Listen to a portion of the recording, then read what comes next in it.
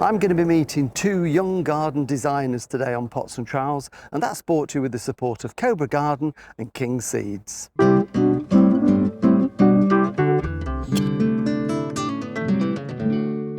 Well, we're at another flower show, and one of the things the RHS do at their shows is help young people in horticulture, and here they've got a Young Designer of the Year competition aimed at young designers under 30 that are coming into horticulture and want to launch a new career. They get some expert help from mentors on design and construction. So what we're going to do is have a look at two of these newly created show gardens and see what these young designers have been up to.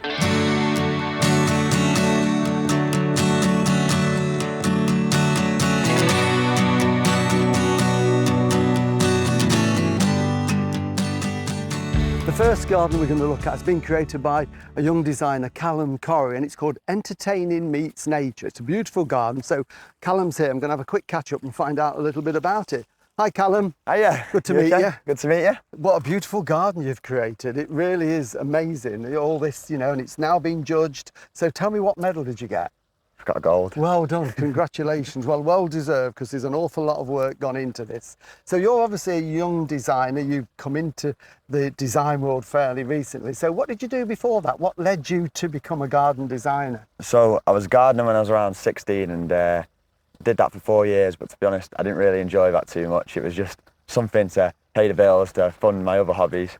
And then I moved to groundworks, and I was a groundworker for 5 years. But around the 3-year mark, when we had COVID, I bought a little tiny houseplant with a little Christmas hat on, a little cactus with a Christmas hat on, and it grew from there. A week later, there was about 100 houseplants. The house was full, so we were like, right, we better take it outside now. Oh, brilliant. So it's literally just grew from there. So through that, you've literally changed career, worked into horticulture and into the design side. And I suppose being a ground worker comes in handy, because if you're going to be creating gardens for other people, you know what happens below soil level and how to do all the preparation. Yeah, absolutely. So it gave me give me a good groundwork to, absolutely, carry on. Yeah. Well, I think you've done an amazing job, because it's quite a big plot to say this is your first show garden at a major show, and you've been very brave doing this, and it is beautiful. I can see why the judges awarded you a gold. Thank you so much. What's the concept of this garden? So the concept of garden is basically a garden you can sit down with your family and friends, you can have a relax, you can have a chill, you can sit down, you can have a glass of wine, but also it's to encourage as much wildlife into the garden as possible. Right, okay. And you know, people might look at this and think, oh, this is a country garden, but you can have this anywhere. You can be in the middle of a city and create this and still attract the birds and the bees and the butterflies and all sorts of wildlife, which is all beneficial. So tell me about some of the things that you've done that encourage wildlife into the garden. This is one of the creations of the Seat Bug Hotel. So we've basically put like bits of slate in, bits of brick, and it's just basically like a large bug hotel where bugs can go and nest in and just have a home. So the idea is you create as many like nooks and crannies so they can hibernate and they get shelter from the sun, so all sorts of things will overwinter in there.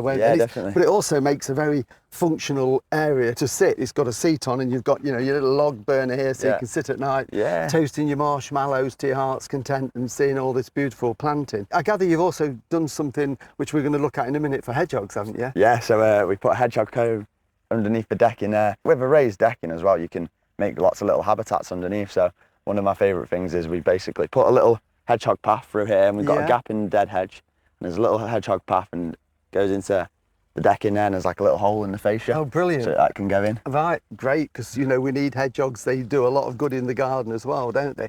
You mentioned dead hedge, so just tell us, what is a dead hedge? So a dead hedge is just loads of dead wood material stacked on top of each other in maybe a neat way. So it creates a boundary fence sort of thing. It's just a brilliant way to attract wildlife into the garden. It is, and even if you're doing that on a much smaller scale in a garden, when you're doing your prunings, you could just lay them down between some upright stakes, so it doesn't have to be as big as that, does it? No, So that is great. And then the planting, of course, just lends itself, doesn't it, with all these beautiful plants. So are you're getting back into gardening? Are you getting into your plants a little bit more? I love my plants. So plants is my favourite part. I think that's what just makes the garden. It's so nice when you're doing all the hard landscaping and everything, and then when you bring in the plants, it really just like lifts the garden, it makes it come alive. It does, doesn't it? Just that bit of greenery, it just changes everything. Absolutely. And I just imagine, because we're getting quite a lot of aircraft going over us at the moment, they're probably getting a beautiful view down on your garden, thinking, wow, look at that. And of course, the other thing, so you've given them shelter, haven't you? There's food source, nectar, seeds with all the plants, lots of hiding places. But the other main important thing is you've got water, because you need that to attract the wildlife. Yes, definitely, yeah. So we've got a still pond at the top, and then we've also got a running pond, so that will attract different types of wildlife. What we've done is we put a lot of dead wood in the pond, so dragonflies can have a perch and also lay their eggs in the dead wood. Well, I think it is beautiful. I can imagine sitting out here having a glass of wine, bite to eat, and wildlife around, all the beautiful scents and flowers. So I think you've done an amazing job. Thank you very much. And I hope you have a very long and successful career. I'm sure you will do. Thank you very much. Are you going to be back at any more shows? Do you think you'll do another one? Definitely. Yeah, I'd like to do something next year, and then, well, I'd like to do something every year probably from now on, so we'll see where it takes us. Well done. Thank you, Callum. Thank you I'm going to have much. a little wander around if that's okay. Yeah, absolutely. Thank Go you. for it.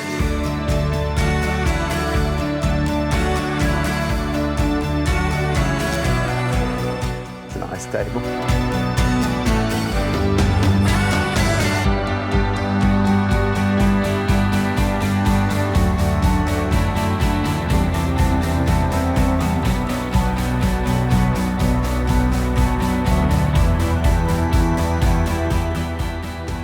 Our next young designer is Ashleigh Aylett, who's created this wonderful feature garden here. It's just like a snapshot of the British countryside as it used to be. And Ashleigh is passionate about preserving native plants. So hello, Ashleigh. Hi. How are you? Good to meet you. I'm good. This is beautiful. It looks like you've just picked this up from the countryside and put it here. To create this is a great achievement. Thank you. Yeah, it's taken a lot of time and a lot of effort, but hopefully we've kind of created something that the public can really relate to. Yeah, absolutely. Yeah. So what is the basic theme? What is the message you're trying to get across to the visitors to the show? So what we want to get across is the fact that we've lost nearly 50% of our trees in the countryside since 1850.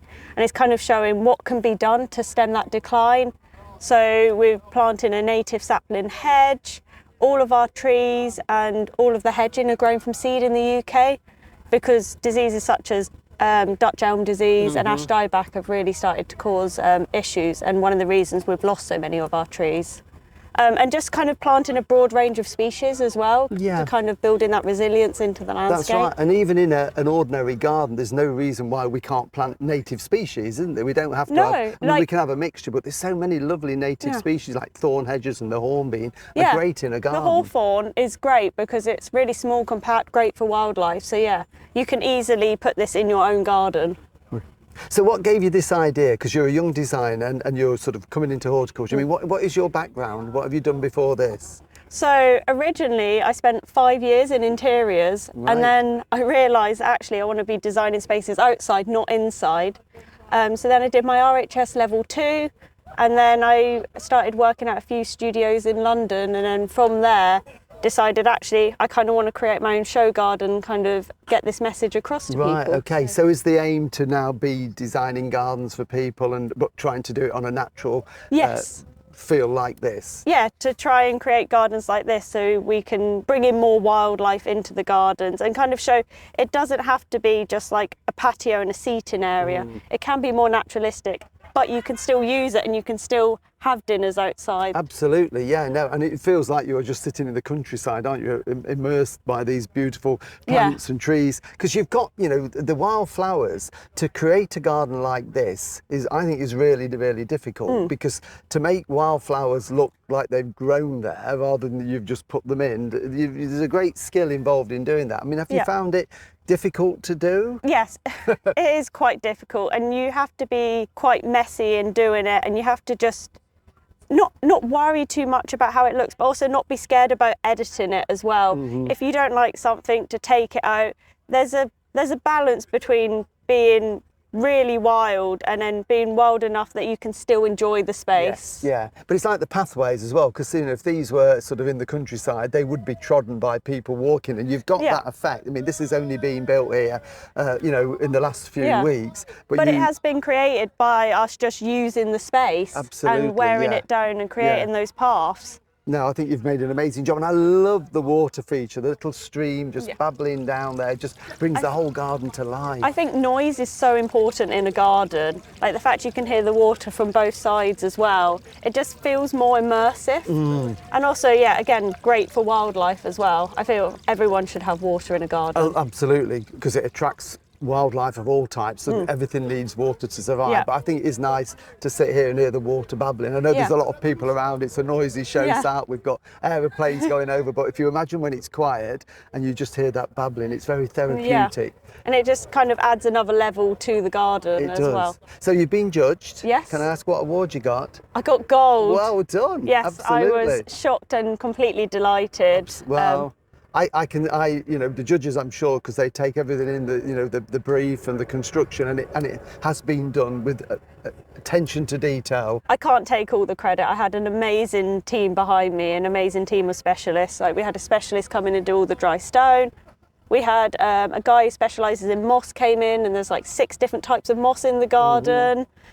So yeah, I can't take all the credit. Well, yeah, but you've designed it. It's your idea. It's all come from you, so you've got to take a lot of the credit. Thank you. And you know, you've thought of all the lovely, beautiful planting, the aquatics, the wildflowers. So I think it's great, and good luck in your new career as a garden designer. Thank you.